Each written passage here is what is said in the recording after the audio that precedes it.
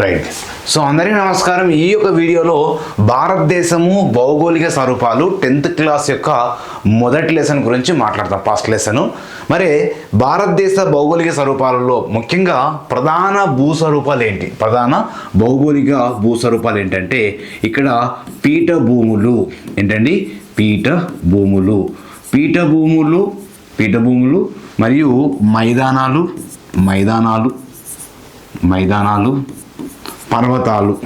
పర్వతాలు. సో వీటిని ఏమంటాం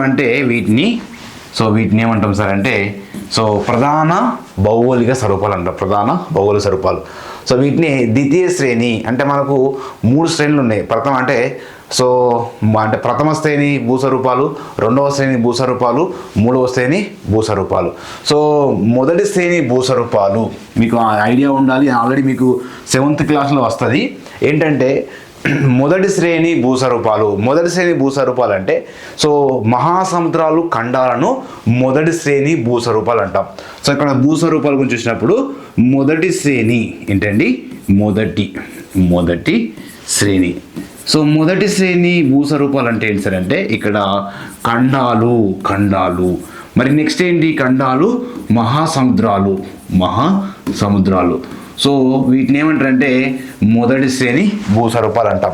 మరి రెండవ శ్రేణి భూస్వరూపాలు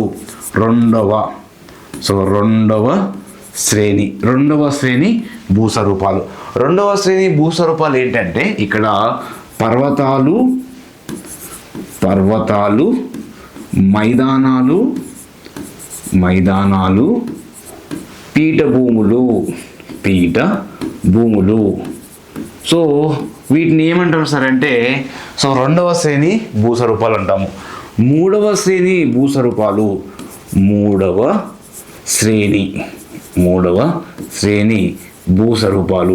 మరి మూడవ శ్రేణి భూస్వరూపాలు అంటే ఏంటి సార్ అంటే మానవుని యొక్క ఇక్కడ ప్రకృతిలో కృత్రిమంగా ఏర్పడ్డాయి. అంటే వికోశీకరణం వల్ల ఏర్పడ్డాయి. ఎగ్జాంపుల్ ఏంటి సార్ అంటే ఎడారి లోయలు,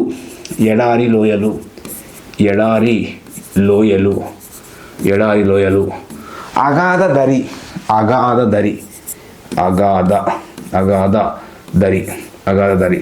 లో అంటే కృత్రిమంగా ఏర్పడేటువంటి అగాధ ధరలు. నెక్స్ట్ ఎడారి లోయలు. ఓకేనా? మనకు ఏమంటాము గార్జెస్ అంటే నదుల మధ్య ఉన్నటువంటి ప్రాంతాల్లో ఉన్నటువంటి ఆ యొక్క లోయ రూపంలో ఏర్పడుతుంది గార్జెస్ కానీ ఎడారులు, ఇసుక దిబ్బలు, అగాధ దరి, విదర్ణ దరి కానీ పిలుస్తాము. ఇది మూడవ శ్రేణిలో ఉంటాయి. అంటే మూడవ శ్రేణిలో ఎలా అంటే ఇక్కడ కృత్రిమంగా ఏర్పడతాయి. అంటే ఆ నది ప్రవహించడం వల్ల ఏర్పడతాయి, లేదా గాలి వీయడం వల్ల ఏర్పడుతుంది. కాబట్టి ఇవి మూడవ శ్రేణి భూస్వరూపాలు అంటాం. కాబట్టి మనకి ఎగ్జామ్లో అడుగుతూ ఉంటాడు. మొదటి శ్రేణి ఖండాలు, మహాసముద్రాలు, రెండవ శ్రేణి పర్వతాలు, మైదానాలు, పీఠభూములు, మూడవ శ్రేణి ఎడారి లోయలు మరియు అగాధ దరి, విదర్ణ దరి అనేటువంటివి ఇక్కడ గార్జెస్ కూడా ఇది మూడవ శ్రేణి కిందకి వస్తుంది. రైట్. కాబట్టి ఇక్కడ మనకు క్లియర్గా మనకు శ్రేణుల గురించి అర్థమైంది. ఇక్కడ భారతదేశ భౌగోళిక స్వరూపాల్లో ప్రధానమైన ఏంటివి? పర్వతాలు, మైదానాలు, పీఠభూములు. నెక్స్ట్ మనకున్నటువంటి అంశాల్లో భాగంగా భారతదేశము అనేది విస్తీర్ణ పరంగా ఎన్నో స్థానం ఉంది? భారతదేశము విస్తీర్ణ పరంగా ఎన్నో స్థానం ఉన్నా సరే అంటే భారతదేశము విస్తీర్ణ పరంగా మరి భారతదేశం విస్తీర్ణ పరంగా 7వ స్థానం ఉంది. ఎన్నో స్థానం ఉంది? 7వ స్థానం ఉంది. భారతదేశం అనేది ఒక ద్వీపఖండానికి ఉండేటువంటి లక్షణం ఉంది. అంటే ఒక ఖండానికి ఉండవలసిన లక్షణాలు ఉన్నాయి. భారతదేశానికి ఒక ఖండానికి ఉండవలసిన లక్షణాలు ఉన్నాయి. కాబట్టి దీన్ని ఉపఖండం అంటాం. భారతదేశాన్ని ఉపఖండంగా పిలుస్తాం. ఉపఖండం ఎందుకంటే ఒక ఖండానికి ఉన్నటువంటి లక్షణాలు ఉన్నాయి కాబట్టి ఉపఖండం అని పిలుస్తాము. మరియు భారతదేశంలో ముఖ్యంగా ఇది ఏ అర్ధగోళంలో ఉంది అంటే ఆసియా ఖండానికి దక్షిణ అర్ధగోళంలో ఉంది. భారతదేశం అనేది ఆసియా ఖండానికి ఏ అర్ధగోళంలో ఉంది? దక్షిణ అర్ధగోళంలో ఉంది. భూమధ్యరేఖకు ఉత్తరార్ధగోళంలో ఉంటుంది భారతదేశము. మరి ఇక్కడ భారతదేశం అనేది ఒక దీపకల్పం అంటే ఇక్కడ దీవి అంటే ఏంటి? దీవి అంటే ఇక్కడ 4 వైపులా ఎన్ని వైపులు? 4 వైపులా. 4 వైపులా నీరు ఉంటే, 4 వైపులా నీరు ఉంటే దాన్ని ఏమన్నాము? దీవి అన్నాం. శ్రీలంక దీవి. సో ఇక్కడ దీపకల్పం, భారతదేశం ఒక దీపకల్పం. అంటే ఇక్కడ 3 వైపులా దీపకల్పం అంటే ఏంటి సార్ అంటే భారతదేశానికి 3 వైపులా నీరు ఉంది, ఒకవైపు భూభాగం ఉంది కాబట్టి సో భారతదేశం అనేది దీపకల్పంగా చెప్తాం. నెక్స్ట్ మరి భారతదేశం యొక్క భౌగోళిక స్వరూపాలలోని ఉనికి చూద్దాం. ఉనికి ఇక్కడ వాస్తవానికి భారతదేశం అనేది పూర్తిగా దక్షిణార్ధగోళంలో ఉంది. ఏ అర్ధగోళంలో ఉంది? దక్షిణార్ధగోళంలో ఉంది. అంటే ఆసియా ఖండానికి దక్షిణార్ధగోళంలో. సో ఇక్కడ భూమధ్య రేఖ ఏ అర్ధగోళంలో ఉంది? భూమధ్య రేఖకు అనే పదం వాడుతున్నాడు. ఉత్తరార్ధగోళంలో. ఆసియా ఖండానికి దక్షిణార్ధగోళంలో ఉంది. మరి ఇక్కడ ఇది ఎన్ని డిగ్రీల మధ్య విస్తరించి ఉంది? మనకు as per 10th class text book ప్రకారం, 10th క్లాస్ టెక్స్ట్ బుక్ ప్రకారం, సో టెక్స్ట్ బుక్ ప్రకారము, సో టెక్స్ట్ బుక్లో ఏముంటే అది నేర్చుకున్నాం కాబట్టి ఇక్కడ 8 డిగ్రీల 50 డిగ్రీల ఉత్తర రేఖాంశాలు మరియు 68 డిగ్రీల దక్షిణ మరియు 9 డిగ్రీల తూర్పు అక్షాంశాల మధ్య విస్తరించింది అనేది మనకు టెక్స్ట్ బుక్లో ఇచ్చిండు. సో ఇట్లే నేర్చుకోవాలి. సో వాస్తవానికి వేరే ఉంటుంది కానీ మన టెక్స్ట్ బుక్లో ఇలా ఇచ్చాడు, ఇది ఇట్లే నేర్చుకోవాలి. సో 8 డిగ్రీల 8 డిగ్రీలు 50 డిగ్రీల ఉత్తర రేఖాంశాలు అన్నాడు. నెక్స్ట్ 65 డిగ్రీల దక్షిణ మరియు 9 డిగ్రీల తూర్పు అక్షాంశాల మధ్య ఉందని చెప్పిండు. సో నెక్స్ట్ వాస్తవానికి ఇందులో మనకు టెక్స్ట్ బుక్లో ఇచ్చిండు జిఎంటి ఐఎస్టి గురించి ఇచ్చిండు. సో జిఎంటి అంటే ఏంటి సార్ అంటే గ్రీన్విచ్ మీన్ టైం. ఏంటండి? Greenwich mean time. Okay. Next IST అంటే ఏంటి సార్ అంటే Indian standard time. So GMT అంటే గ్రీన్విచ్ మీన్ టైము, ఐఎస్టీ అంటే ఇండియన్ స్టాండర్డ్ టైం. సో ప్రపంచానికి ప్రధాన కాలమాన రేఖ జిఎంటీ.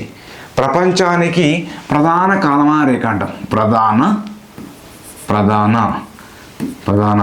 కాలమాన రేఖ అంటాం. సో ఇది వాస్తవానికి ప్రపంచంలో ప్రధాన కాలమాన రేఖ ఎన్ని ఉన్నాయి సార్ అంటే ఒకటే ఉంటుంది. మరి ప్రపంచంలో ఉన్నటువంటి కాలమండలాలు అంటే మొత్తం టైం జోన్స్ ఎన్ని ఉన్నాయి? ప్రపంచంలో టైం జోన్స్ ఎన్ని ఉన్నాయి? సో ప్రపంచంలో మొత్తం టైం జోన్లు వరల్డ్లో ఎన్ని టైం జోన్స్ ఉన్నాయి? సో 24 టైం జోన్స్ ఉన్నాయి. మొత్తం టైం జోన్స్ 24 ఉన్నాయి. సో మరి అక్కడ ప్రపంచానికి ప్రధానమైన ఆధారమైనటువంటి టైం జోన్ ఏంటి? జిఎంటీ.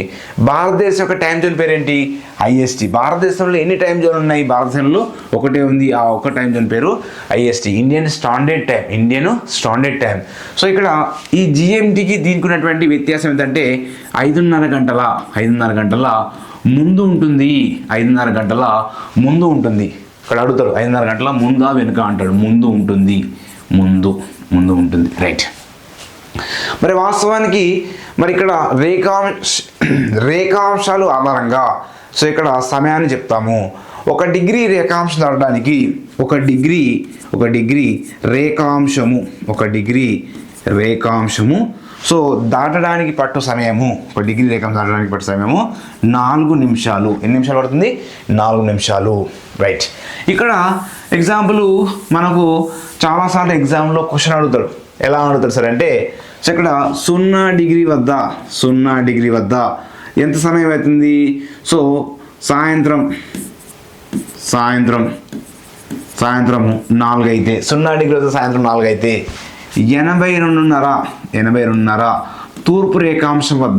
తూర్పు రేఖాంశము వద్ద సమయం ఎంత అంటాడు అనుకోండి. సమయము ఎంత? ఇక్కడ సాయంత్రం 4 అయింది. సో 82 తూర్పు రేఖాంశం వద్ద సమయం ఎంత అని అడిగిండు. కాబట్టి ఇక్కడ 4 సాయంత్రం 4. నెక్స్ట్ చూడండి ఇక్కడ. సో ఏం చేస్తాము? ఇక్కడ తూర్పు వెళ్ళినప్పుడు 4 నిమిషాలు యాడ్ చేయాలి. పశ్చిమానికి పోతే అంటే 0 డిగ్రీ నుంచి తూర్పుకు పోతే 4 నిమిషాలు పెంచాలి. సో 0 డిగ్రీ నుంచి సో పశ్చిమానికి వెళ్తే 4 నిమిషాలు మైనస్ చేయాలి. ఇక్కడ తూర్పు పోతే ప్లస్ చేయాలి. 4 నిమిషాలు ప్లస్ చేయాలి. 1 డిగ్రీ రేఖాంశానికి 4 నిమిషాలు ప్లస్ చేయాలి. ఇక్కడ 1 డిగ్రీ రేఖాంశానికి 4 నిమిషాలు మైనస్ చేయాలి. ఇక్కడ ఏం చేస్తాము? సో 82:30 ఇంటూ 4 నిమిషాలు చేస్తాం. 82 ఇంటూ 4 నిమిషాలు. సో దీన్ని మనము మల్టిప్లై చేస్తే సో మామూలుగా 82:30 అంటే ఇక్కడ మనకు ఆల్రెడీ తెలుసు 5:30 గంటలు అనేది. సో 82 అంటే ఎంత? 5:30 గంటలు. సో ఇక్కడ ఎంత? 4 గంటలకు 5:30 గంటలు. సో యాడ్ చేస్తే 5:30 గంటలు యాడ్ చేస్తే ఎంత అవుతుంది? సో రాత్రి 9:30 అవుతుంది అన్నట్టు. రాత్రి 9:30 రాత్రి ఎంత అవుతుంది? 9:30 అవుతుంది. కాబట్టి ఇక్కడ తూర్పు వెళ్తే 4 నిమిషాలు యాడ్ చేయాలి, పశ్చిమ వెళ్తే 4 నిమిషాలు మైనస్ చేయాలి. రైట్. నెక్స్ట్ మనకు ఉన్నటువంటి 10th క్లాస్లో ఉన్నటువంటి పటం. సో వీటి పటం మీద క్వశ్చన్ అడుగుతాడు. సో ఏ డిగ్రీల మధ్య విస్తరించింది? భారతదేశం అనేది ఏ డిగ్రీల మధ్య విస్తరించారంటే 8 డిగ్రీల 4 నిమిషాల, ఇది మన పటంలో ఇచ్చాడు, 37 డిగ్రీల 6 నిమిషాల ఉత్తర అక్షాంశాలు. 8 డిగ్రీల 4, 37 డిగ్రీల 6 ఉత్తర అక్షాంశాల మధ్య. నెక్స్ట్ ఏ రేఖాంశాల మధ్య అంటే 68 డిగ్రీల సో 7 నిమిషాల 97 డిగ్రీల 25 నిమిషాల తూర్పు రేఖాంశాల మధ్య విస్తరించి ఉంది. భారతదేశానికి సో ఇక్కడ నుంచి మామూలుగా ఉత్తరం నుంచి దక్షిణం వరకు పొడవు ఎంత? సో ఎంత సార్ అంటే 3214 కిలోమీటర్స్. 3214 కిలోమీటర్స్ ఎంత అండి? 3214 కిలోమీటర్లు ఉంది. 3214 కిలోమీటర్లు ఉంది. సో ఇక్కడ తూర్పు నుంచి పడమర వరకు ఎంత పొడవు సార్ అంటే, సో ఇక్కడ వరకు తీసుకున్నట్లయితే సో 2933 కిలోమీటర్స్. 2933 కిలోమీటర్స్. సో ఇది గుర్తుపెట్టుకోవాలండి. సో తూర్పు నుంచి పడమర వరకు ఎంత ఉంది? ఇక్కడ 32. సో ఇక్కడ తూర్పు నుంచి పడమర వరకు సో 2933 కిలోమీటర్స్, 2933 కిలోమీటర్లు, 933 కిలోమీటర్లు. అదే ఉత్తరం నుంచి దక్షిణం అయితేనేమో 3214 కిలోమీటర్స్. నెక్స్ట్ మరి ఇక్కడ భారతదేశం గుండా మధ్య గుండా వెళ్ళేటువంటి అక్షాంశ రేఖ గురించి కూడా టెట్లోని క్వశ్చన్ అడిగింది. టెట్లో ఒక క్వశ్చన్ అడిగిందండి. భారతదేశం మధ్య గుండా వెళ్ళేటువంటి అక్షాంశ రేఖ గురించి టెట్లోని క్వశ్చన్ అడిగిండు. ఆ క్వశ్చన్ ఏంటో చూద్దాం. సో ఇక్కడ కర్కట రేఖ. సో భారతదేశం మధ్య గుండా వెళ్ళేటువంటి అక్షాంశ రేఖ అంటే 23 డిగ్రీల అక్షాంశ రేఖ అంటాం. అక్షాంశ రేఖ. సో ఇక్కడ 23 డిగ్రీల అక్షాంశ రేఖ ఎన్ని రాష్ట్రాలు గుండా పోతుందంటే 8 రాష్ట్రాల గుండా పోతుంది. ఎన్ని రాష్ట్రాలు? 8 రాష్ట్రాల గుండా పోతుంది. 8 రాష్ట్రాలు. ఈ 8 రాష్ట్రాల్లో ఎట్లా క్వశ్చన్ అడుగుతున్నాడు ఎగ్జామ్లో? ఈ కానిది అంటున్నాడు. అంటే ఈ 8 రాష్ట్రాల గుండా వెళ్ళనటువంటి రాష్ట్రం అంటున్నాడు, లేదా వెళ్ళే రాష్ట్రం అంటున్నాడు. కొన్నిసార్లు ఎట్లా అడుగుతాడంటే, సో మనకు ఇది తూర్పు పడమర. సో తూర్పు నుంచి పడమర గుర్తించమంటాడు, లేదా పడమర నుంచి తూర్పు గుర్తించమంటాడు. కాబట్టి 8 రాష్ట్రాలకు కోడ్ ఏంటంటే రామంచ. కోడ్ గుర్తుపెట్టుకోండి. రామంచ మీ జాగు పత్రిక. ఇక్కడ 8 రాష్ట్రాల పేర్లు ఉంటాయి. రా అంటే రాజస్థాన్. రాజస్థాను. మా అంటే మధ్యప్రదేశ్. నెక్స్ట్ చా అంటే ఛత్తీస్గఢ్. ఛత్తీస్గఢ్. సో ఛత్తీస్గఢ్ అండి. నెక్స్ట్ జా అంటే జార్ఖండ్. నెక్స్ట్ గు అంటే సో గుజరాత్. నెక్స్ట్ పా అంటే పశ్చిమ బెంగాల్.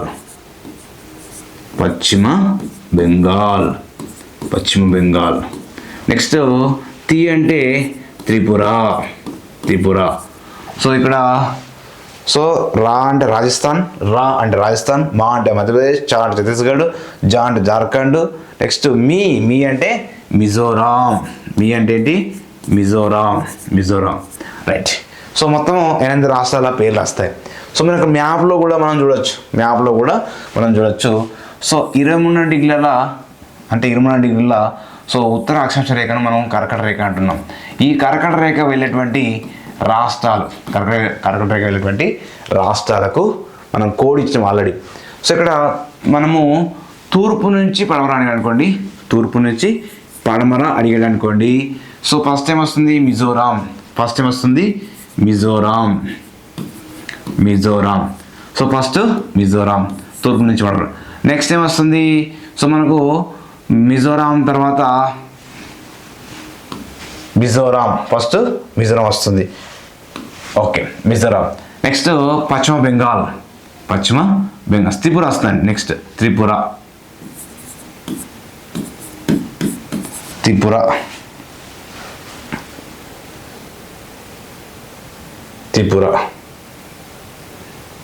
ఓకే చూడండి, త్రిపుర వస్తుంది. Okay, next Tripura, first Mizoram, తర్వాత త్రిపుర. నెక్స్ట్ పశ్చిమ బెంగాల్,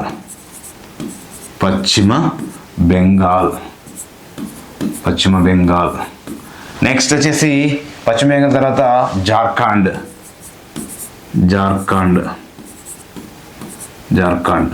నెక్స్ట్ వచ్చేసి జార్ఖండ్ తర్వాత మనకు సో ఛత్తీస్గఢ్.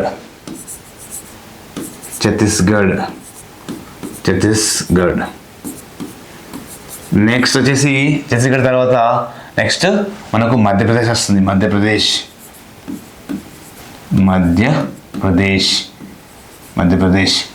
ఆ తర్వాత మనకు రాజస్థాన్.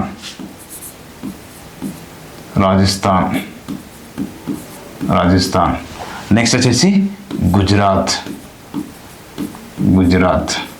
సో 8 రాష్ట్రాలు వస్తాయి. ఒకవేళ సో ఇది తూర్పు నుంచి వరకు అంటే సో మిజోరాం, త్రిపుర, పశ్చిమ బెంగాల్, జార్ఖండ్, ఛత్తీస్గఢ్. ఓకేనా.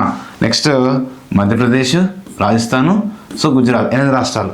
ఒకవేళ పశ్చిమ నుంచి తూర్పు అడిగాడు అనుకోండి, గుజరాత్, రాజస్థాన్, మధ్యప్రదేశ్, ఛత్తీస్గఢ్, జార్ఖండ్, పశ్చిమ బెంగాల్, త్రిపుర, మిజోరాం. ఈ విధంగా కర్కట రేఖ వెళ్ళేటువంటి రాష్ట్రాలకు కోడ్ మీకు ఆల్రెడీ చెప్పడం జరిగింది. కోడ్ ఏంటంటే రామంచ మీజాగు పత్రిక, గుర్తుపెట్టుకోవాలి. 8 రాష్ట్రాలు కూడా వెళ్తుంది. తూర్పు నుంచి పడవ వరకు, పడవ నుంచి తూర్పు కూడా చెప్పడం జరిగింది. రైట్. నెక్స్ట్ సో ఇప్పుడు ఐఎస్టీ లైన్ గురించి మాట్లాడతాం. IST, Indian standard time. So భారతదేశానికి ప్రామాణిక కాలమాన రేఖ ఏంటంటే 82 తూర్పు రేఖాంశమే భారతదేశానికి ప్రధాన ప్రధాన కాలమాన రేఖ ఏంటంటే 82 తూర్పు రేఖాంశము. సో దీన్ని మనము 82 డిగ్రీల తూర్పు రేఖాంశం అంటాం. 82 డిగ్రీల తూర్పు రేఖాంశం అంటాం. మరి ఇక్కడ ఇండియన్ స్టాండర్డ్ టైం అని పిలుస్తాము. ప్రపంచంలో ఉన్నటువంటి జిఎంటీ టైంకు ఐఎస్టీ టైంకు 5:30 గంటల వ్యత్యాసం ఉంటుంది. మరి ఎన్ని రాష్ట్రాలకు ఉండబోతుంది? సో ఇక్కడ 82 తూర్పు రేఖాంశం అనేది 5 రాష్ట్రాలకు ఉండబోతుంది. ఎన్ని రాష్ట్రాలకు ఉండబోతుంది? 5 రాష్ట్రాలకు ఉండబోతుంది. సో ఈ 5 రాష్ట్రాల పేర్లు కోడ్ ఉమా అచ్చావా అనే కోడ్. ఇక వా అనేది కలవడం కోసం. సో ఇక్కడ 5 రాష్ట్రాలు ఉండబోతుంది. ఓ అంటే ఒడిస్సా. సో ఊ అంటే ఉత్తరప్రదేశ్.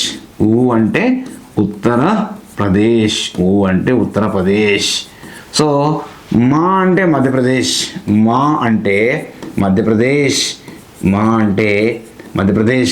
ఆ అంటే ఆంధ్రప్రదేశ్. చా అంటే ఛత్తీస్గఢ్. సో ఛత్తీస్గఢ్. రైట్. కాబట్టి సో ఇక్కడ రాష్ట్రాలు ఇలా మనము ఉత్తరం నుంచి దక్షిణం చూసినప్పుడు సో ఫస్ట్ ఏమిటది? ఉత్తరప్రదేశ్. ఉత్తరప్రదేశ్ తర్వాత నెక్స్ట్ సో మధ్యప్రదేశ్. నెక్స్ట్ వచ్చేసి మధ్యప్రదేశ్ తర్వాత మనకు సో ఉత్తరప్రదేశ్, మధ్యప్రదేశ్, ఛత్తీస్గఢ్ తర్వాత సో మనకేంటి ఇక్కడ ఛత్తీస్గఢ్ తర్వాత సో ఒడిస్సా, ఆంధ్రప్రదేశ్. కాబట్టి సో ఇలా వరుసగా కోడ్ గుర్తుపెట్టుకోవచ్చు. ఉత్తరప్రదేశ్, మధ్యప్రదేశ్, ఛత్తీస్గఢ్, ఒడిస్సా, ఆంధ్రప్రదేశ్. సో ఇక్కడ కేంద్రపాలిత ప్రాంతం ఏ కేంద్రపాలితం గుండా వెళ్తుందంటే యానాం అనేటువంటిది గుర్తుపెట్టుకోండి. యానాం అంటే పాండిచ్చేరిలో ఒక భాగమైనటువంటి యానాం అనేటువంటి ప్రాంతం గుండా వెళ్తుంది. అంటే 5 రాష్ట్రాల గుండా ఈ యొక్క ఐఎస్టీ లైన్ వెళ్తుంది. ఈ ఐఎస్టీ లైన్ వెళ్ళేటువంటి ప్రధాన పట్టణం ఏంటంటే అలహాబాద్ పట్టణం. ఏ పట్టణము? అలహాబాద్ పట్టణం అనేది సో ప్రధానంగా ఉంటుంది. నెక్స్ట్ ఇది మనకున్నటువంటి ఈ 82 తూర్పు రేఖాంశం యొక్క ఎన్ని రాష్ట్రాలు కూడా పోతుంది? వెళ్ళే రాష్ట్రము, వెళ్ళని రాష్ట్రం ఉంటుంది. కాబట్టి ఈ రాష్ట్రాల పేర్లు గుర్తుపెట్టుకోవాలి. ఒక కేంద్రపాలిత ప్రాంతం అంటే యానాం. రైట్. నెక్స్ట్ వచ్చేసి మనకున్నటువంటిది భూగర్భ నేపథ్యము. మరి భూగర్భ నేపథ్యంలో సో అంటే సుమారుగా 20 సంవత్సరాల అంటే ఇక్కడ 20 సంవత్సరాల అంటే 20 సంవత్సరాల కోట్ల సంవత్సరాల క్రితం అంటే 20 కోట్ల సంవత్సరాల క్రితము గోండ్వానా విడిపోయిందండి. అంటే 20 సంవత్సరాల కోట్ల క్రితం అంటే 20 సంవత్సరాల కోట్ల క్రితము ఈ యొక్క గోండ్వానా భూభాగం అనేది విడిపోయింది. సో విడిపోయిన తర్వాత వాస్తవానికి ఈ గోండ్వానా భూభాగం అనేది వాస్తవానికి భూభాగం ఎలా ఉండేది ఒకప్పుడు. సో 2 భాగాలుగా ఉండేది. ఎలా ఉండేది సార్ అంటే ఒకటి అంగారా భూభాగము, రెండవది గోండ్వానా భూభాగం. అంటే ఇక్కడ ఈ అంగారా భూభాగాన్ని లారేషియా భూభాగం అంటాం. అంగారా భూభాగం అన్నా ఒకటే, లారేషియా భూభాగం అన్నా ఒకటే. మరి ఇక్కడ గోండ్వానా భూభాగం అనేది వాస్తవానికి యురేషియా అనేటువంటి పలక అనేది యురేషియా అనే పలక అనేది ఏం చేస్తుందంటే అంగారా భూభాగాన్ని టచ్ చేయడం వల్ల యురేషియా అనేటువంటి పలక అనేది అంగారా భూభాగాన్ని టచ్ చేయడం వల్ల ఈ యొక్క అనేకమైనటువంటి మార్పులు ఏర్పడ్డాయి. అంటే ఇక్కడ ఇక్కడ శిలా శైథిల్యంలో ఉన్నటువంటి అనేక మార్పులు ఏర్పడ్డాయి. ఏర్పడిన తర్వాత గోండ్వానా భూభాగంలోనే భారతదేశం ఉన్నది. చాలా చాలా ఇంపార్టెంట్, ఎగ్జామ్లో అడుగుతాడు. సో భారతదేశం అనేది ఏ భూభాగంలో ఉంది అంటే గోండ్వానా భూభాగంలో ఉంది. ఏ భూభాగంలో ఉంది? గోండ్వానా భూభాగంలో ఉంది. కాబట్టి అనేక మార్పులు జరిగినాయి శిలా శైథిల్య మార్పుల వల్ల. కొన్ని వేల సంవత్సరాల తర్వాత ఈ యొక్క భూభాగంలో అనేకమైన మార్పులు ఏర్పడి భూమి అనేది ఏర్పడింది. ఇక్కడ ప్రధానంగా ముఖ్యమైనటువంటి భౌగోళిక స్వరూపాలు అన్నాడు. భారతదేశంలో ముఖ్యమైనటువంటి భౌగోళిక స్వరూపాలు ఎన్ని ఉన్నాయి సార్ అంటే మొత్తం 6 ప్రధానమైనవి. అందులో హిమాలయాలు, రెండవది గంగా సింధు మైదానము, మూడవది దీపకల్ప పీఠభూమి, నాలుగవది తీర ప్రాంత మైదానాలు, సో 5వది ఎడారి ప్రాంతము, 6వది దీవులు. ఒక అడుగుతారు ఎగ్జామ్లో ఈ క్రింది వాళ్ళలో ముఖ్యమైన భౌగోళిక స్వరూపాలు కానిది అంటాడు. సో మనకి 6 గుర్తుపెట్టుకోవాలి వరుసగా: హిమాలయాలు, గంగా సింధు మైదానము, దీపకల్ప పీఠభూమి, తీర ప్రాంత మైదానాలు, ఎడారి ప్రాంతము, దీవులు. కాబట్టి మనం ఇప్పటివరకు ఫస్ట్ లెసన్లో ఉన్నటువంటి కొంత పార్ట్ నేర్చుకున్నాం. నెక్స్ట్ వీడియోలో మిగిలినటువంటి పార్ట్ను నేర్చుకుంటాము. Okay, thank you.